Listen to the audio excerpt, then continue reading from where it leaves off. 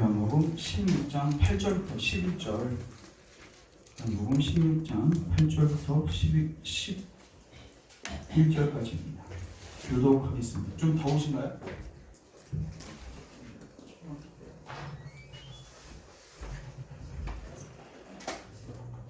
자, 8절.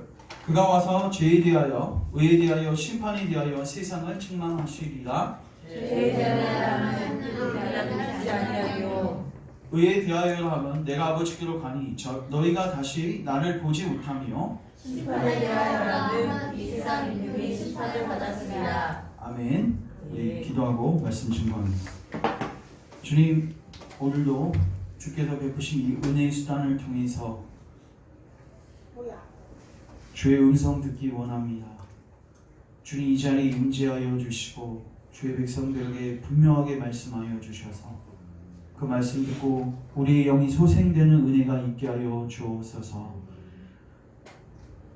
내가 말세의 나의 남종과 나의 여종과 나의 모든 육체에게 나의 신을 부어주겠다고 약속하셨사오니 주께서 오늘도 우리에게 주의 영을 충만하게 부어주셔서 진리를 밝히 깨닫게 하옵소서. 그리고 적용하고 순종하는 자리까지 갈 수 있도록 주님 함께하여 주옵소서. 예수님의 이름으로 기도합니다. 아멘. 예, 오늘은 요한복음 16장 말씀을 가지고 따라하겠습니다. 영적으로 깨어나는 죄인. 영적으로 깨어나는 죄인. 영적으로 깨어나는 죄인이라는 제목을 가지고 주님의 말씀 증거합니다. 저희가 계속해서 마가복음을 살펴보고 있는데 지난 몇 시간 동안 저희가 부흥이라는 주제에 대해서 살펴봤습니다. 왜 이 부흥이라는 주제를 살폈냐면 예수님께서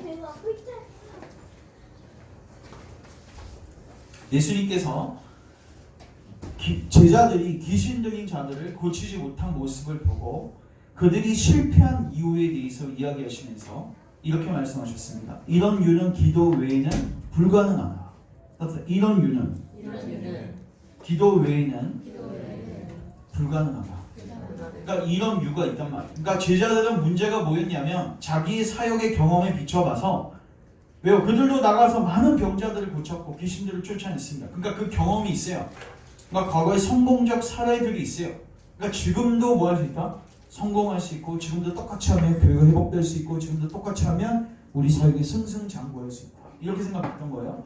근데 예수님께서 하신 말씀은 뭐냐면 너희들이 과거에 있었던 그 환경보다 지금이 더 어떻게 하나? 열악하고 더 힘들고 더욱더 하나님의 능력이 뭐하다? 필요하다. 그들은 그 차이를 몰랐어요. 그래서 기도하지도 않았고 하나님의 능력을 구하지도 않았습니다. 자기의 능력으로 할 수 있다고 착각한 거예요. 그래서 결국 그들은 실패했고 예수님은 하나님의 아들이심에도 불구하고 기도했습니다. 제자들하고 그 사건이 있기 전에 예수님 변화산에 예수님 제자들 3명의 제자를 듣고 올라가셨는데 거기 가서 뭐 하셨습니까? 기도하셨어요. 기도하시려고 가다가 그 사건이 있었던 거예요. 그래서 왜 우리가 기도를 안 하는가? 우리가 얼마나 열악한 상황, 어려운 상황에 있는지를 우리가 몰라서 그래요. 그래서 이 땅 가운데, 이 교회 가운데, 우리 열방교회 가운데 성령님의 부어주심이 절실하게 필요해요. 그래서 우리가 부흥이라는 주제에 대해서 몇 주간 살펴보고 있습니다.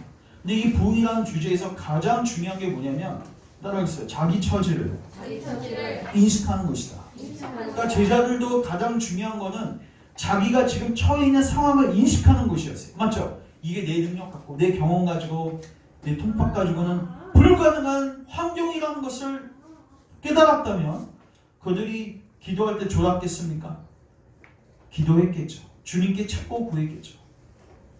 그래서 여전 2000년 교회사 속에서 하나님께서 부흥을 부어주실 때마다 이 처지인식, 자기들의 처지인식, 이게 교회에 대한 인식, 내 영적 상황에 대한 인식이 필수적이었어요.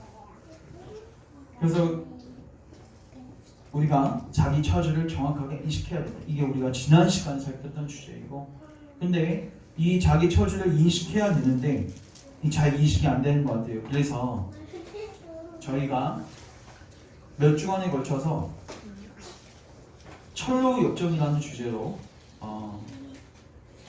살피고자 합니다.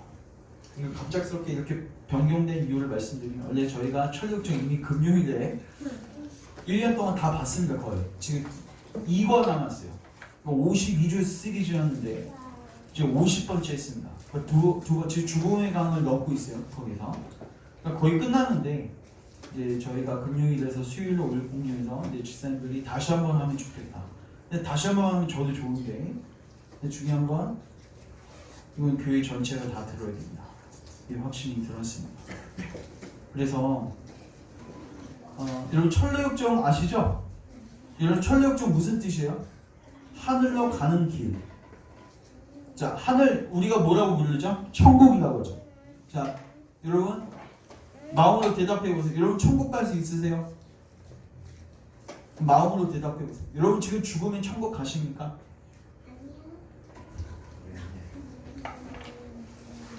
여러분 오늘날 교회의 문제가 뭐냐면요, 천국 가는 길을 정확하게 안 알려줍니다. 여러분 교회 왜 다니세요? 왜 매주마다 고생스럽게 오십니까? 여러분들의 문제가 무엇입니까? 하나님과의 관계의 문제고 죽음 이후의 문제 아닙니까? 천국과 지옥의 문제가 아닙니다. 아 목사님 그거 지금 무슨 시대인데 그 지옥과 천국 이야기 하십니까? 여러분 천국과 지옥이 무너지면 교회 나올 필요 없습니다. 이 교리가 무너지면 나올 필요 없다고요. 성령님께서 우리 눈에 천국과 지옥이라는 이 교리에 대해서 이 분명한 사실에 대해서 깨닫게 해주시기를 소망합니다. 여러분 교회는 재미삼아서 그 가족들이 한번 오니까 어떤 뭐 밥 먹으려고 혹은 주일에 할 게 없어서 오시는 곳이 아닙니다. 교회는 여러분들이 매 순간마다 다니고 계시는 직장, 학교 이런 것보다 훨씬 더 중요해요. 왜요?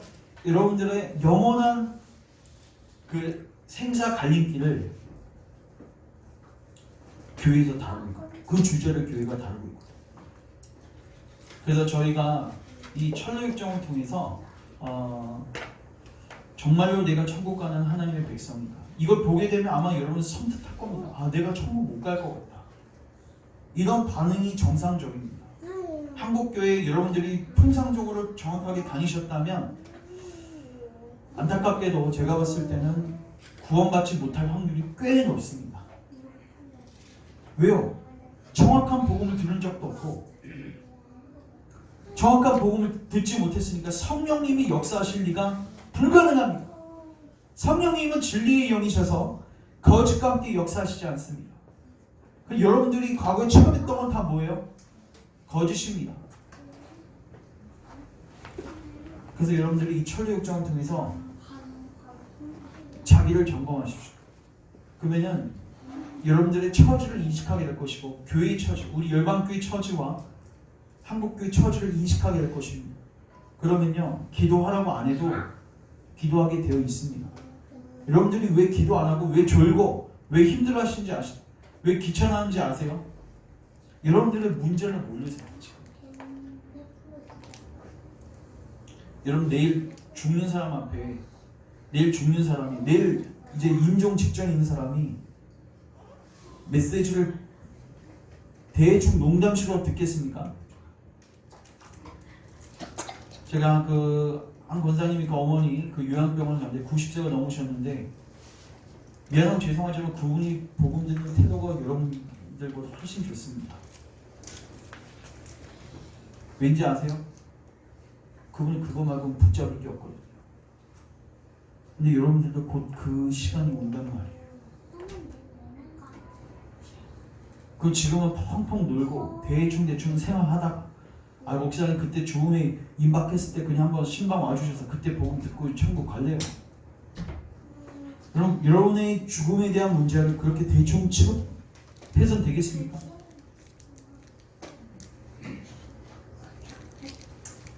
여러분들이 아직 건강할 때 지혜가 있을 때 안타깝게도 제가 그분한테 가서 복음을 증거하면요 열정은 있지만은 나이가 있으시고 또 연세가 있으셔서, 근데 나이가 있으셔서 제가 언어하고 단어를 선정함이 있어서 굉장히 어렵습니다. 어떻게 하면 쉽게 전할 수 있을까? 어떻게 하면 잘 이해할 수 있을까? 초등학교보다 더 쉽게 설교해야지 탄신이 받아들일 수 있는. 나중에 더 가면 어떻게 돼요? 아예 그냥 육체적으로 듣지도 못하는 환경이 오게 되는 거예요. 정신적으로. 여러분 그 상황까지 가셔야 되겠습니다. 아직 여러분들에게 은혜가 주어졌다고 생각하는 이때 더 이상 지체하지 마십시오. 오늘 마지막일 수도 있습니다. 그래서 저희가 이 천리육정을 통해서 다른 사람 먼저 보지 마시고 여러분들 개개인을 보세요. 그러니까 이 천리육정을 볼 때 가장 중요한 게 뭐냐면 여러분들이 난 무조건 난 천국 간다 이런 거짓된 확신을 뭐해라? 일단 접어두고 접근하셔야 돼요. 저희가 지금 천리육정 금요일에는 죽음의 강까지 도달했는데 크리스천하고 소망은 이제 죽음의 강을 잘 건너요. 예수님을 정확하게 믿었기 때문에. 근데 뒤따라왔던 누구야?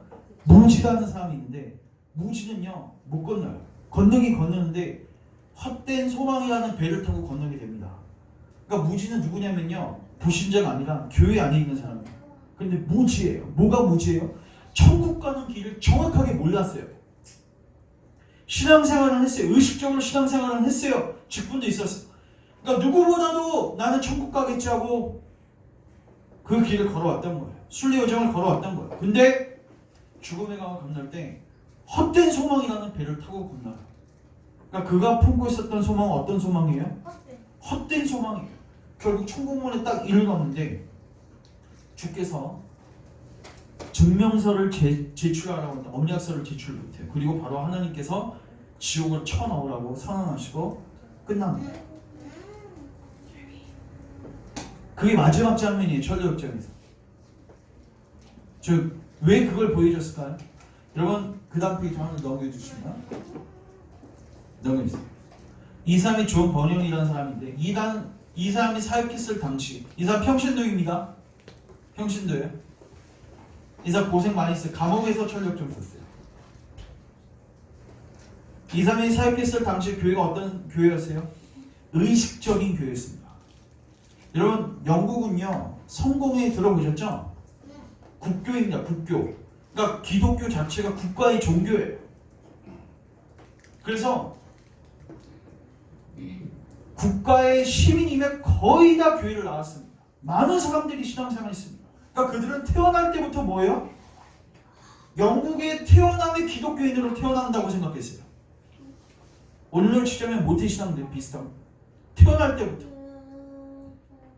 근데 중요한 건 영국 국교 안에서 로마 카톨릭의 사상을 다 받아들여가지고 미신적으로 신앙생활하는 것들을 보게 되는 거예요. 존 버년뿐만 아니라 많은 청교도들이. 야 이들 이렇게 해서는 천국 못 가는데 구원 제대로 못 받는데. 그래서 쓴 책이 뭐예요? 천리역정입니다. 자 하나만 더 넘겨주세요. 이게 천리역정 전체 그림인데 이게 우리가 앞으로 이제 하나하나씩 살필 거예요. 여기 무슨 도성 있어요? 멸망의 도성이 있죠. 여기서부터 출발해서 쭉 와서 여기 죽음의 강 건너고 천성에 도착하는. 이거 누구 얘기예요? 여러분 얘기예요. 여러분 얘기. 우리가 웨스트민스터 소유리 문답이나 하이델베르크는 교리를 명제적으로 배우는 거예요. 글로. 맞죠? 딱딱하죠?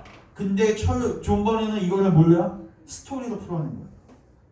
평신도니까 그게 가능했던 것 같아요. 아주 쉽고 애들도 이해할 수 있게.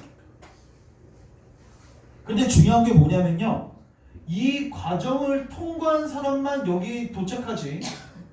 이 과정 말고 중간에 이렇게 세면 돼야 안 돼요. 네. 세면은 천국에 못 도달해요. 여기 보시면 길이 몇 갈래 나와있죠. 나눠져 있죠. 또 여기도 길이 나눠져 있어 안 나눠져 있어요? 나눠져 있죠. 오늘날 이제 우리가 이거 다 하나하나씩 다 살필 겁니다. 하나하나씩 다 살피면요. 야 내가 지금 이상한 길로 가고 있었네. 그럼 그 끝은 천국이다 아니다? 아니다. 여러분 우리가 이 천국정 보는 거 뭐예요? 그냥 재미를 위해서 보는 게 아니라 천국에 안전하게 도착할 수 있도록 도와주기 위해서 이 책을 그리고 성경을 보는 겁니다. 이 책은 다 성경의 근거에서 쓰여졌기 때문에 성경을 많이 찾을 겁니다. 자, 하나만 더 넘겨주시면, 자, 우리 같이 한번 데살로니가 후서 2장 13절 같이 읽습니다. 시작. 그래서 형제들아 우리가 항상 너희에 관하여 만나며 하나님께 감사할 것은 하나님이 처음부터 너희를 택하사 세대의 거룩하게 하심과 그들을 위하여 구원을 받게 하시니. 자, 보세요. 지금 사도 바울이요 데살로니가 교회를 향해서 감사하고 있어요. 감사하는 내용이 처음에 하나님이 너희를 뭐 하셨다? 택하셨다. 그리고 하나님께서는 택한 자들에게 누구를 보내주시냐면 성령 하나님을 보내주십니다. 맞죠? 그 성령 하나님이 오셔서 뭐 하세요? 진리 되신 예수님을 뭐 할 수 있도록? 믿을 수 있도록 하세요. 그러니까 우리의 구원은 누가 계획하시고? 성부 하나님이 계획하시고, 이 구원을 위해서 누가? 예수님, 진리 되신 예수님이 다 완성하시고, 그것을 믿게 하시는 분이 누구나? 성령 하나님이시다. 따라서 성령의 거룩하게 하심. 그렇게 될 때 성부, 성자, 성령 하나님의 사역을 통해서 우리가 뭘 받는 거예요? 구원을 받는 거예요. 자, 그러면 오늘날 우리에게 질문합니다. 오늘날 우리가 많이 놓치고 있는 게 무엇이죠? 여러분 진리 되신 예수님을 믿으세요. 예수님 믿으세요. 이거 많이 들어보셨죠? 이건 뭐 불변의 진리니까. 하나님의 택하심, 예정도 아마 어느 정도 들어보셨을 겁니다. 근데 여러분 성령의 거룩하게 하심이라는 단어 많이 들어보셨어요? 별로 안 들어보셨죠? 성령의 거룩하게 하심이 무엇인가? 자, 아무리 예수님께서 여러분들을 위해서 죽으시고 구속을 완성하셨어도 성령님이 적용시켜주지 않으시면 여러분들은 그 어떤 혜택도 누릴 수가 있다 없다? 없다. 우리는 성령님을 통해서 우리의 죄를 깨닫게 됩니다. 우리는 성령님을 통해서 겸손하게 됩니다. 우리는 성령님을 통해서 주님을 찾고 구하게 됩니다. 내 철학적 얘기하는 거예요. 우리는 성령님을 통해서 예수님을 발견하게 됩니다. 우리는 성령님을 통해서 예수님께 나아가게 됩니다. 우리는 성령님을 통해서 예수님과 연합되게 되고 의롭다함을 받게 됩니다.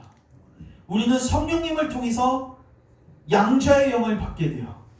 아바 아버지라 하나님을 부를 수 있게 돼요. 우리는 성령님을 통해서 거룩한 삶을 살 수 있게 됩니다. 성령님이 내 안에 오셔서 거룩한 소욕을 심어주셨거든요. 우리는 성령님을 통해서 끝까지 견디고 인내할 수 있게 됩니다. 우리는 성령님을 통해서 죽음의 강도 평안 가운데 건너갈 수 있습니다. 우리는 성령님을 통해서 마지막 날에 몸도 부활하게 될 것입니다. 다 누가 마련하셨냐면 예수님이에요. 하나님의 계획 속에서 예수님이 마련하셨는데 이걸 다 주시는 분은 누구예요? 성령. 근데 오늘날 여러분 성령님을 뭐라고 생각해요? 은사 정도 주시는 어떤 에너지나 파워 정도로 생각하죠. 아닙니다. 성령님은 정말 소중하신 분이시고 성령님 없으면 아무 소망이 없어요. 스가랴서 4장에 보시면 이는 힘으로 안 되고 능으로 안 되고 나의 신으로 된다. 그래서 이는 힘으로 안 되고 능으로 안 되고 나의 신으로 된다. 뭐가 그 당시 성전 건축이 오늘날로 치자면 교회가 세워지는 거. 여러분들 안에 진짜 진정한 성도가 되는 거. 여러분들이 회심으로 나가는 거. 누가 하셔야 돼요? 성령님. 오늘날 이 교회가 무너져 있습니다. 일명 성령님의 유욕케 하심. 놀라운 복된 소식이 있는데 성령님이 역사하시지 않으면 다 무효해요. 여러분에게. 이걸 유효하게 역사하시는 분이 누구세요? 성령님이세요. 이 사역을 강조하지 않는 거예요. 대표님의 사람이 니고데모였습니다. 니고데모는 열심히 신앙생활했던 사람이었습니다. 말씀도 읽고 금식도 하고 예수님께 왔습니다. 예수님이 하신 말씀이 뭐예요? 네가 성령으로 거듭나지 않으면 구원받지 못한다. 하나님 나라 못 들어간다. 이 말이 뭐예요? 성령님이 적용해 주시지 않으면 너는 진정한 회개와 믿음을 가질 수가 없어. 네가 지금까지 했던 건 다 뭐야? 미안하지만 가짜다. 자, 넘겨주세요. 하나 더. 이거 베드로도 똑같은 얘기를 했어요. 같이 읽습니다. 시작. 곧 하나님 아버지의 미리 아심을 따라 성령이 거룩하게 하심으로 순종함과 예수 그리스도의 핏뿌림을 얻기 위하여 택하심을 받은 자들에게 편지하노니 은혜와 평강이 너희에게 더욱 많을지어다. 아멘. 자, 따라서 하나님 아버지의 미리 하심. 하나님 아버지의 미리 하심. 미리 하신다는 게 뭐예요? 택하셨다는 거죠. 맞죠? 그러면 하나님께서 택하시고 미리 하신 자를 위해서 하나님은 반드시 누구를 보내주세요? 그 사람에게 성령님을 보내주십니다. 그 성령님이 역사하시면 어떻게 되는가? 뭐 하게 돼요? 순종하게 돼요. 특별히 뭐에 순종해요? 주 예수를 믿으라는 말씀에 순종하게 돼요. 예수님께 나아가게 돼요. 그리고 예수님의 핏뿌림을 얻게 돼요? 얻게 돼요. 쉽게 말해서 성령님 하시는 사역은 2000년 전에 예수님이 흘리셨던 그 피를 뜨겁게 해서 우리 양심에 뿌려주시는 거예요. 우리 마음에 뿌려주시는 거예요. 히브리서 9장 13, 14절에 보면 구약시대 때는 부정한 자에게 뭘 뿌렸어요? 짐승의 피를 뿌렸습니다. 근데 이제 신약시대 때는 성령님께서 누구의 피를? 예수님의 피를 우리 양심에 뿌려주세요. 양심에 뿌려준다는 게 뭐죠? 성령님이 오셔서 우리에게 오셔서 죄를 깨닫게 하시고 우리를 정죄하시고, 맞죠? 네가 예수님이 필요하다는 걸 깨닫게 하세요. 그러면 그 사람은 어떻게 돼요? 정죄의식 속에서, 불안함 속에서, 두려움 속에서 신음하고 있어요. 그 영혼에게 예수님의 피, 보혈의 피를 뜨겁게 해서 그 심령 안에 양심에 뿌려주세요. 그럼 어떻게 돼요? 양심이 평안을 누리게 되죠. 그래서 히브리서 9장 14절 보면 그렇게 뿌림받은 자가 하나님을 섬기지 못하겠느뇨? 이렇게 되어 있어요. 즉 그 핏뿌림을 받은 자들만 하나님께 뭐 할 수 있다? 순종할 수 있고 하나님을 섬길 수 있고 거룩한 성화의 삶을 살 수 있다는 겁니다. 베드로도 그렇고 바울도 그렇고 뭐를 강조합니까? 성령의 거룩하게 하시고. 철로 역정은 이 세 가지 중에서 어디에 포인트를 맞춰요? 성령의 거룩하게 하시고. 왜요? 여러분 마귀가 쓴 전략 중에 하나가 뭐예요? 초대교회 때는 마귀가 어디를 공격했냐면요. 이거 잘 들어보세요. 초대교회 때는요. 마귀가 우리가 구원받지 못하게 하기 위해서 예수 그리스도를 흔들었습니다. 예수님은 인간이야. 그냥 위인 정도야. 예수님은 하나님이 아니셔. 혹은 예수님은 사람이 아니야. 하나님일 뿐. 여러분 인간이 아닌데 어떻게 우리를 구원할 수 있습니까? 맞죠? 이렇게 기독론을 흔들었단 말이에요. 근데 이제 이거는 2000년 교회사 속에서 이단은 이단으로 다 정제되고 교리가 다 정립됐어요. 이제 사탄이 주되게 흔드는 교리가 어디예요? 여기에요. 쉽게 말해서 성령님이 역사하시지 않아도 믿었다고 착각하게 만드는 거예요. 자, 하나 넘겨주세요. 그래서 청교도들이 했던 작업이 뭐냐면 믿음을 이렇게 종류별로 나눴어요. 그래서 역사적 믿음, 일시적 믿음, 맹목적 믿음, 은사적 믿음, 참된 믿음. 이거 제가 하는 말이 아니에요. 이거 여러분 용어를 익숙하게 아셔야 돼요. 역사적 믿음 뭔지 아세요? 성경 읽고 지식적으로 동의한 걸 믿음으로 봅니다. 야고보서에 보면요, 귀신들도 그렇게 믿는다고 돼 있어요. 이런 귀신들이요, 예수님 사역할 당시에 하나님의 아들이라고 고백하죠. 그 귀신들도 알아. 그 귀신들이 구원받습니까? 아니죠. 역사적 믿음. 두 번째, 따라서 일시적 믿음. 일시적 믿음은 뭐냐면 일시적으로 생기는 믿음이에요. 일명 돌밭이. 그들도 말씀을 기쁨으로 받습니다. 뜨겁습니다. 초반에. 근데 어느 순간 되면 교회 없어요. 어느 순간 되면 배교예요. 왜 그럴까요? 그들이 갖고 있었던 믿음은 거짓된 믿음이었습니다. 근데 특별히 일시적 믿음이 왜 생기냐면요, 예수님은 잘못된 동기로 예수님을 믿게 되면 이 현상이 발생합니다. 그러니까 그 동기가 이루어지지 않거든요. 결국 우리 삶에서. 그래서 어떤 사람은 예수님을 빵 때문에, 떡 때문에 찾아오거든요. 근데 그게 이루어지지 않으면 교회를 뭐예요? 떠나는 거예요. 그래서 일시적 믿음이 되는 거예요. 이게 더 무섭습니다. 딱 맹목적 믿음.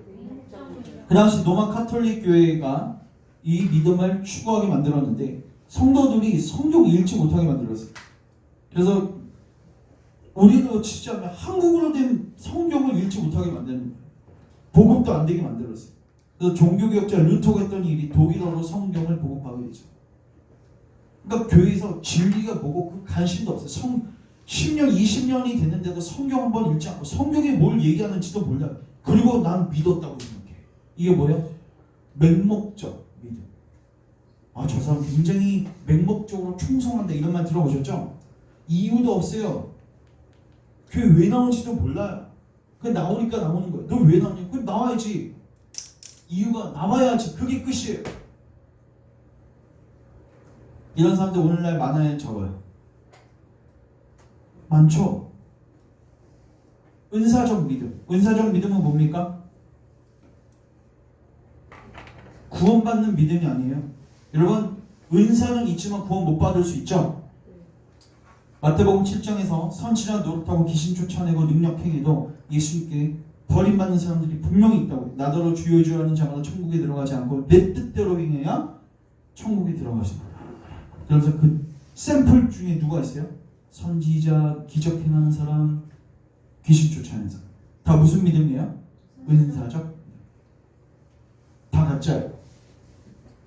뭐만? 참된 믿음. 그럼 이제 퀘스천. 참된 믿음은 무엇인가? 이 참된 믿음 누가 주세요? 성령님. 성령님이 주세요. 그러니까 오늘날 잃어버린 게 뭐예요? 성령님의 유혹해 하시는 사역을 잃어버렸어요. 그러니까 우리가 교회 와서 어떻게 가르쳐요? 오늘날 교회 안에 많은 거는요, 제가 봤을 때 맹목적 믿음 많습니다. 맹목적 믿음 많고요. 이 역사적 믿음. 세례 시간에 목사님 질문하면 무조건 예라고 대답해. 지식적으로 동의하는 거예요. 난 믿었어. 난 결단했어. 난 교회 나올 거야. 난 구원받았어. 이게 뭐예요? 역사적 믿음. 그 믿는 게 아닙니다. 에베소서 2장 8절에 가시면 믿음은 하나님의 뭐다? 선물이요. 어떻게 선물이 그렇게 주어집니까? 믿음이 선물이라는 것은 그 믿음을 누가 만드신다? 하나님이 만들어 주신다는 거예요. 성령님이 역사하셔서 만들어 주시는 믿음이 아니면 다 가짜입니다. 그래서 우리가 참된 믿음이라는 걸 얘기하는 거예요. 여러분, 하이델베르크 요리문답도 이거 강조해요. 하이델베르크 요리문답이 이렇게 시작되죠. 너가 이 세상에서 살아있을 때나 죽어있을 때나 유익된 게 무엇입니까? 네가 예수님 소유되는 게 그게 유익이다.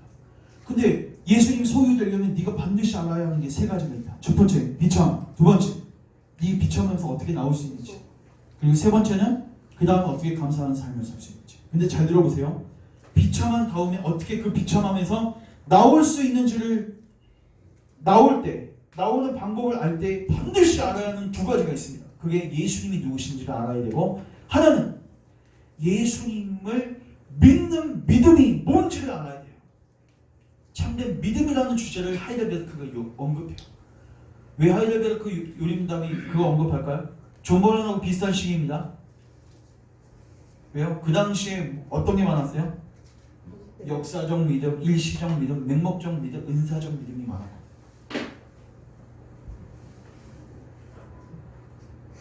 우리가 철력정을 통해서 이걸 살피는 거예요. 과연 내가 갖고 있는 믿음이 어떤 믿음이냐? 과연 내 안에 성령님이 유혹의 역사하신 적이 있냐? 여러분 자신을 점검하십시오. 우리 고린도후서 13장 5절 말씀 찾겠습니다.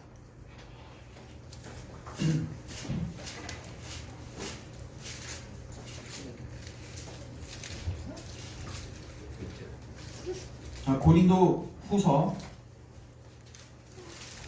전서가 아니라 후서 13장 5절.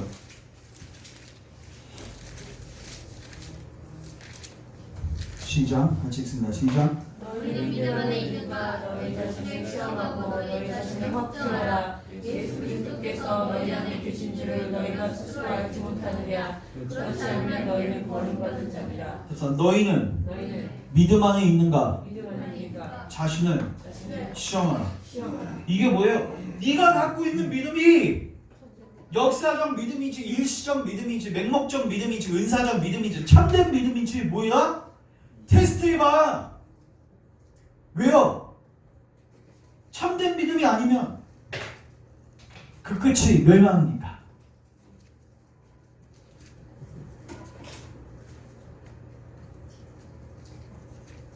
테스트만 할 뿐만 아니라 여기 보면 뭐야? 확증하라. 이거 뭐예요? 확실히 해두라는 거예요. 이 주제를 왜 대충 건드려야 되냐면 이건 제대로 건드려야 됩니다.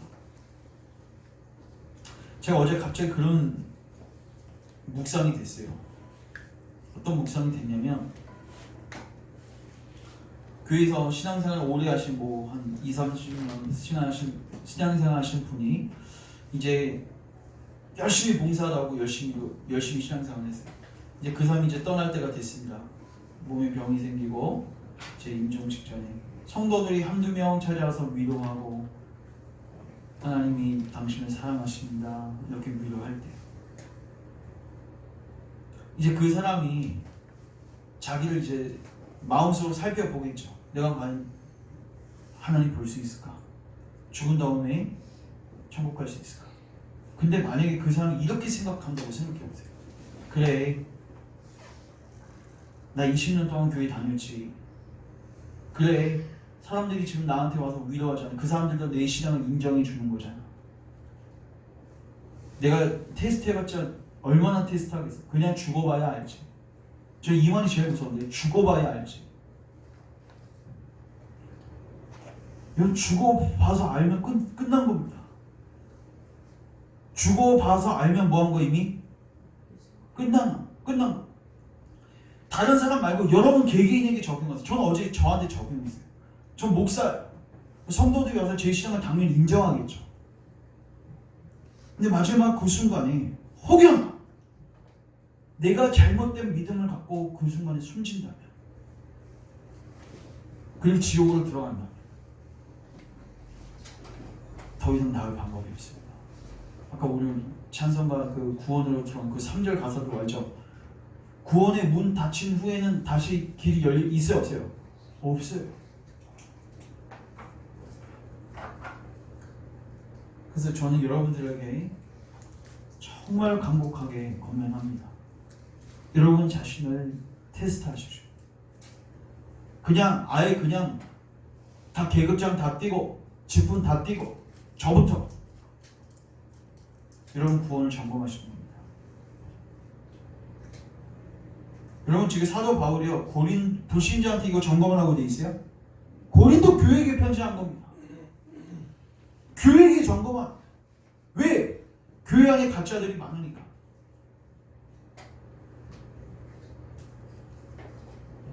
자, 넘겨주세요. 하나. 이제 본격적으로 들어갑니다. 자, 따라서 영적으로 깨어나는 죄인. 스토리 간략하게 요약한 거예요. 꿈속에서 남루한, 자, 색깔을 제가 표시한 거는 핵심 단어들입니다. 그 단어들을 잘 기억하세요. 꿈속에서 남루한 옷을 입은 한 남자가 자기 집을 뒤로하고 손에는 책 한 권을, 등에는 무거운 짐을 지고 서 있었습니다. 그림을 잘 그려보세요. 그는 책을 읽다가 몸을 떨며 흐느껴 울기를 거듭하다 더 이상 참지 못하고 갑자기 안타깝게 부르짖었습니다. 아, 나는 어떻게 해야 하나. 자, 넘겨주세요. 자, 한 남자가 있습니다. 자, 이 한 남자가 지금 옷이 지금 어때 보여요? 누더기예요. 누더기 옷 같죠? 네. 그 다음에 지금 이 사람 손에 뭐가 있어요? 책 한 권. 책 한 권 있고, 지금 이 사람 여기 뒤쪽에 어디는 자기 집이에요. 그러니까 집 방향에서 얼굴을 돌리고 있는 거예요. 그리고 이 사람을 소개할 때 뭐라고 소개하고 있어요? 한 남자. 그리고 이 사람 여기 뭐가 있어요? 짐이 있어요. 자, 잘 보세요. 이게 뭐냐면요, 하나님을 만날 때 첫 번째로 들어가게 되는 길이에요. 그러면 이렇게 적용할 수 있어요. 여러분들이 이런 경험들을 한 적이 한 번도 없다. 난 이 경험이 뭔지조차도 모르겠다. 그러면 여러분들은 예수님을 만난 게 아닙니다. 아닙니다. 자, 그럼 이제 제가 한 단어 한 단어 설명합니다. 여기서 한 남자라는 건 뭘까요? 이 이름이 나중에 십자가 처음 한다음에 어느 순간부터 크리스천으로 바뀌는데, 이 사람은 지금 한 남자라는 거 하는 거는 아직 구원을 받았다 못 받았다? 못 받았다. 우리가 이 사람은 선택받았습니다. 근데 선택은 누구에 대한 지식이에요? 하나님이 갖고 계신 지식. 여러분들이 선택받은 줄 몰라. 맞죠? 언제 할 수 있어요? 성령님이 역사하셔서 예수님께로 나아갈 때, 그때 내가 구원받았구나. 그걸 알 수 있는 거예요. 그 전까지는 몰라요. 근데 그 사람 안에 성령님께서 이제 역사하시기 시작하면 이 사람이 깨닫게 되는 게 뭐냐면 내가 있었던 이 집이 어떤 곳이다? 따라서 위험한 곳이다. 떠나야 할 곳이다. 이걸 먼저 깨닫게 돼요. 이 사람은 지금 어디를 갈지 모릅니다. 우리가 다음 시간에 살피겠지만 전도자를 만나서 좁은 문이라는 방향을 알게 되지만 그 전까지는 여기로 가야 되나 저기로 가야 되나 몰라요. 모르지만 분명한 거 한 가지. 내가 있었던 이 자리는 반드시 뭐 해야 된다? 떠나야 된다. 왜? 장차 뭐 한다? 망한다. 따라서 장망성이다. 여러분들이 오늘 우리가 아까 살폈죠. 여기도 보세요. 돈, 힘, 쾌락, 정치, 뭐 가족. 하나님보다 더 사랑하는 이 우상숭배의 이 현장. 여러분 아브라함에게 하나님께서 우상숭배 그 갈대와 우르를 뭐하라고 하셨죠? 떠나라고 하셨죠. 거기 있으면 망하는. 반드시 하나님을 만날 때 이 과정이 있습니다. 내가 있었던 자리 위험하구나. 하나님의 심판이 있구나. 소돔과 고모라에서 왜 롯의 가족들이 나왔습니까? 롯과 딸들이 나왔습니까? 위험하니까 그걸 아니까 나온 거예요. 사위들은 나왔습니까? 안 나왔습니다. 왜 안 나왔어요? 농담으로 여겼다. 여러분 농담처럼 생각되십니까? 그래서 반드시 자기의 집 방향에서 얼굴을 돌립니다. 갈대와 우르를 떠나게 돼 있어요. 그 다음에 책을 들고 있어요. 무슨 책일까요? 성경책. 이 사람이 이 모든 지식을 얻게 된 게 뭐 때문에요? 성경. 잘 들으세요. 성령님이 역사하실 때 성경을 갖고 역사하십니다. 성경 없이 역사하는 거는 다 가짜 책입니다. 오늘날 성령 없이 말씀 없이 성령의 은사한 삶에서 성령의 역사하면서 떠들어내시는 분들 다 가짜 책입니다. 오늘 구절 제가 찾지 않겠지만 요한일서 4장 6절에도 근거 구절이 있고 진리의 영과 미혹의 영을 이로써 분별할 수 있어요. 이게 성령의 역사인지 귀신의 역사인지 마귀의 역사인지 뭘 분별할 수 있냐면 진리의 영을 받아들인 자는 반드시 우리의 말을 듣는다고 했어요. 그 우리는 사도들입니다. 즉 사도적 가르침의 말을 듣는 자들, 거기에 반응하는 자들, 거기에 누가 역사하세요? 성령. 그래서 제가 이번 주에 한 그 목사님 만나고 제가 질문한 게 있는데 그분이 이제 스갈려서 강의를 하셨는데 제가 세미나 참석했었습니다. 근데 그 목사님께서 이렇게 말씀하셨어요. 영적 조급증 갖지 마십시오. 이게 뭐냐면 이 사역은 결국 누가 하시는 거예요? 성령. 그러니까 성령님이 역사하시기도 전에 우리가 급하니까 막 신제를 만들어낸단 말이에요. 그러니까 누가 만들어줘요? 가짜들이 많이 양상되는 거예요. 그래서 제가 궁금했어요. 야 그러면은 가만히 있어야 되는가? 근데 제가 물어봤더니 목사님께서 이렇게 대답하셨습니다. 성령님이 역사하실 때까지는 뭐 해야 되지만 기다려야 되지만 목회자는 물을 주고 계속 심고 물 주고 심고 물 주고 심고 물 줘야 됩니다. 그리고 성도들은 그 안에 있어야 합니다. 쉽게 말해서 은혜의 수단 안에 있어야 된다 없어야 된다? 있어야 된다. 성령님이 알아서 하니까 그냥 말씀도 안 읽고 기도도 안 하고 어느 때 성령이 거듭나게 해주시겠지. 다 거짓말입니다. 우리 도르트 신조에서 뭘 배웠습니까? 성령님의 거룩하게 하시는 역사가 있기 위해서 반드시 은혜 수단들을 뭐해라? 부지런히 사용합니다. 여러분 말씀을 읽지 않는데 어떻게? 여러분 초대교회 때나요. 한국교회 초대교회 때요. 사람들 이런 각성의 은혜가 와서 딱 목사들한테 오잖아요. 그 목사님들이 딱 봤다가 이 각성 덜 된 것 같다. 그럼 어떻게 해요? 말씀 한번 더 읽고 오십시오. 엔티비 성교회, 뉴트라이브 미션이라고 부족 성교회, 거기도 아프리카 부족 성교회도 그런 사람들이 오면요. 당신 아직 덜 됐습니다. 말씀 한번 더 읽고 오십시오. 은혜의 수단 안에 들어가야 된단 말이에요. 결국 이 성경을 읽으면서 뭘 발견해요? 내가 있는 이 집 얼마나 위험한지, 그리고 내가 입고 있는 옷이 무슨 옷인지, 누더기 옷. 여기서 이 누더기 옷은요, 다른 사람들이 나를 보는 관점이 아니라 내가 나를 보는 관점이에요. 다른 사람들은 나를 나이스하게 볼 수도 있습니다. 근데 내가 나를 볼 때 이제 난보다 난 더러운 존재예요. 난 끝난다. 여기서 옷은요, 행위를 의미합니다. 내가 하나님께 의롭다함을 받기 위해서 내세울 수 있는 행위가 있다 없다? 없다. 이걸 철저하게 깨닫게 됩니다. 자기 의가 박살나요. 자랑할 게 없어져요. 교만이 내려져요.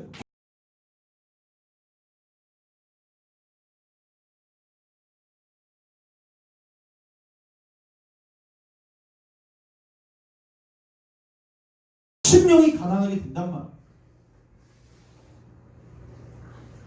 근데 이 일을 위해서 뭐 해야 돼요? 성경 읽어야 돼요. 결국 이 사람이 최종적으로 무엇을 고백합니까? 같이 읽습니다. 시작. 내가 무엇을 해야 합니까? 따라서 내가 무엇을 해야 합니까? 여러분 이 질문 해보신 적 있어요? 없어요?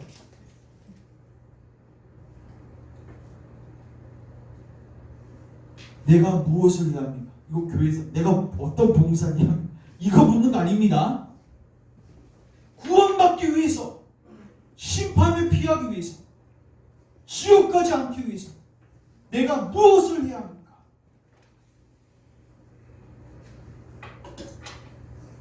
오늘은 왜 이 고백이 사라졌을까요? 많이들 완전히 없다고 할 수는 없습니다. 있습니다. 그런 교회들이 있습니다. 간혹. 그럼 많이들 사라졌습니다. 왜 없을까요? 이 고백을 하기 위해서 뭐가 죄가 뭔지가 선포되어져요. 그리고 그 죄에 대한 하나님의 뭐요? 심판! 여러분 이상 등기에 뭐가 있어요? 무거운 짐. 왜 짐이 있었을까요? 무슨 짐이라고 하죠 저걸? 죄의 짐. 그래서 우리가 죄의 짐 맡은 우리 구주 불려죠. 죄의 짐이 뭡니까? 여러분 죄가 짐입니까? 여러분 죄 좋아하시잖아요. 왜 죄가 짐이죠? 하나님의 심판까지 깨닫게 되면 죄는 짐인 것입니다. 만약에 우리가 죽는다면 다 끝나. 그건 죄는 짐이 아닙니다. 죄는 날개입니다. 죄는 우리가 누려야 할 것입니다. 근데 만약에 죄가 우리의 영원한 운명을 바꿀 그 어떤 것이 아닙니다. 하나님의 심판을 받게 한 그 어떤 실체인 것을 깨닫게 되면 그때부터 이거는 짐인 거예요. 빨리 던져버려야 하는 짐인 거예요.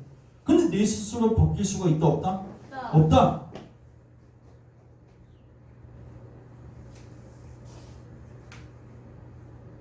결국 이게 성령님께서 하나님의 백성들을 다루실 때 첫 번째 하는 작업이에요. 제가 질문하는 거예요. 여러분들 이거 경험하셨습니까? 하나님의 심판에 대해서 묵상 제대로 하신 적 있냔 말이에요. 물론 정도의 차이는 있을 수 있습니다. 근데 이런 정말로 묵상하신 적 있으십니까? 만약에 없으시다면 여러분들은 아직 성령님의 유효한 역사가 시작된 게 아닙니다. 그럼 그 영혼들을 어떻게 하면 돼요? 기도하셔야 돼요. 기도하셔야 돼요. 찾고 구하셔야 돼요. 누구를 찾고 구하셔야 돼요? 성령님을 부어달라고. 하나 넘겨주세요. 요거까지 마무리. 따라서 그 남자의 가족들. 요거만. 이제 이 사람의 고통이 점점 커져요. 그래서 집에 돌아왔는데 자기의 표정을 감출 수가 없는 거예요. 그러니까 가족들이 물어보죠. 너 무슨 일 있냐? 그러니까 아내하고 아이들한테 다음 이렇게 고백하죠. 다음 페이지 넘겨주세요.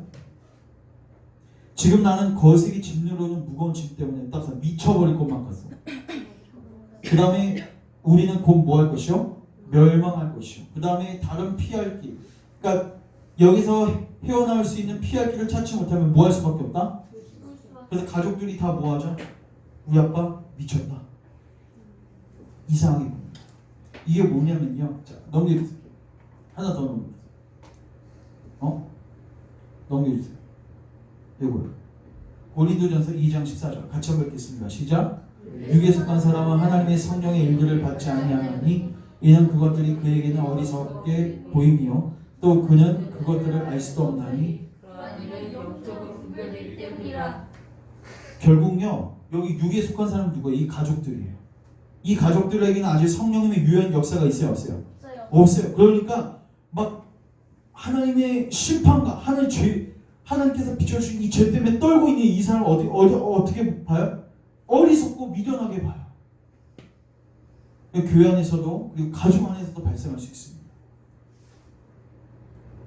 그 여러분들은 어디 편에 서 계시는 분이십니까? 이 남자입니까? 아니면 이 가족들입니까? 아직도 여러분들도 목사님 또 거듭남에 대해서 설교하시네. 성령님의 역사에 대해서 설교하시네. 누가 그걸 믿어? 여러분들이 저한테 와서 이상하다고 얘기는 안 하지만 이런 마음속에 목사님 좀 이상하신 것 같아요. 이렇게 생각하고 있으면 여러분 누구예요? 전형적인 육에 속한 사람. 안타깝지만 성령님이 아직 역사하시지 않는 거예요. 뭐 하셔야 돼요? 찾고 구하셔야 돼요. 내 눈을 열어 영적 실체를 보게 해달라고 하나는 더 넘기시고, 그래서 결국 이 남자는요 가족들에게 위로를 받을 수가 없어요. 그래서 혼자 시간을 보내게 됐는데, 같이 읽습니다. 시작. 그는 방에서 가족들을 불쌍히 여기며 그들을 위해 기도해요. 중요한 거는 영적으로 각성이 생기면요 자기 영혼을 먼저 보게 되고 가족들이 보입니다. 가족들에게 무슨 육적 필요를 채울 게 고민되는 게 아니라 부모든 자녀이든 간에 그들도 똑같이 이 길에 있으면 멸망당할 텐데. 여러분 아브라함이 떠날 때 누구 데리고 가자? 롯도 데리고, 가족들 데려가자. 꼭 하나님께서 보통 보시면 가족 공동체 데려가세요. 물론 하나님이 데려가라고 하셨을 수도 있고, 중요한 거는 그 당사자가 가족들 데려가지 않을 수가 없어요.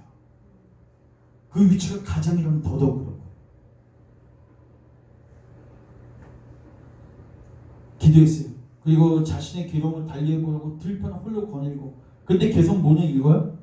계속 성경, 그리고 뭐예요? 기도. 요 하나만 더 합니다. 여러분 기도는 불신자가 합니까? 신자가 합니까? 신자. 이삼치 불신자예요? 신자예요? 아직은 불신자예요. 맞죠? 한 남자. 근데 여러분 이거는 저는 이제 깨달았는데, 바리새인하고 세리가 기도하죠. 여러분 세리가 자꾸 구해 안 구해요? 하나님이 나를 불쌍히 여기소서. 나는 죄인입니다. 기도하죠. 그 상태의 죄인이 그 상태가 구원받았어요? 안 받았어요? 아직은 안 받은 상태예요. 맞죠? 그래서 여러분들이 아직 거듭나지 않았다고 생각되시거나 난 기도할 자격도 없지. 그게 아니에요. 그럼 뭐 할 수 있어요? 세리처럼 나가시면 돼요. 주님 나를 구원해 주세요. 주님 나에게 생명을 보여주세요. 그래서 이 크리스천도 이 한 남자도 계속 책 읽고 뭐 했어요? 기도. 이거 한두 일만 한 게 아니에요. 며칠 이렇게 보냈어요. 근데 점점 보면 볼수록 뭐예요? 괴로워하고 있어요. 그리고 마지막에 통곡하고, 이게 애통까지 간 거예요. 이제. 그리고 마지막에 이렇게 고백합니다. 같이 읽습니다. 시작. 어떻게 해야 구원을 받는다는 말인가? 어떻게 해야 어떻게 해야 구원을 받는다는 말인가? 이 고백 속에 성령님께서 이제 누굴 보내주시죠? 비춰주시죠? 예수님을 비춰주시죠. 이게 바로 영적 각성이 시작되고 심화되어지는 단계입니다. 이 영혼은 겸손해지는 상태. 말씀을 정리합니다. 여러분 이 경험 하셨습니까? 아니 이런 경험이 있다는 거는 안 하셨습니다. 오늘날 이 경험에 대해서 성도들이 많이 무지하죠. 그러니 그 사람들이 마지막에 처할 자리가 어디예요? 지옥인 거죠. 여러분들 하나님 제대로 믿으십시오. 예수님 제대로 믿으십시오. 천국에서 다 보셔야 되잖아요. 우리가 이번 주에 여러분들이 꼭 붙들고 기도할 것은, 여러분들 안에 또 가족들 안에 이러한 영적 각성이 시작도 되지 않는다. 난 그 가족들처럼 육에 속한 사람이다. 그렇게 느끼시거든 골방에 들어가서 기도하십시오. 성령을 부어달라. 근데 감사하게도 주께서 부어주시겠다고 약속하셨습니다. 여러분들이 찾고 구할 때 주께서는 성령을 부어주셔서 여러분들을 구원의 길로 인도하실 것입니다. 제가 기도하고 정리합니다. 주님, 우리 사랑하는 모든 교우들 자신을 점검하게 도와주시옵소서. 우리가 갖고 있었던 믿음이 참된 믿음인지 자기를 점검하게 하옵소서. 그리고 내 안에 믿음이 없다는 것이 드러나거든요. 애통함이 있게 하시고 주님께 찾고 구함이 있게 하시고 성령님을 구하는 자리로 나아가게 은혜를 베풀어 주소서. 그리고 우리가 구하며 나아갈 때 주님 이제 우리 안에 성령님 부어주셔서 우리를 참된 구원의 길로 인도하소서. 예수님의 이름으로 기도합니다. 아멘.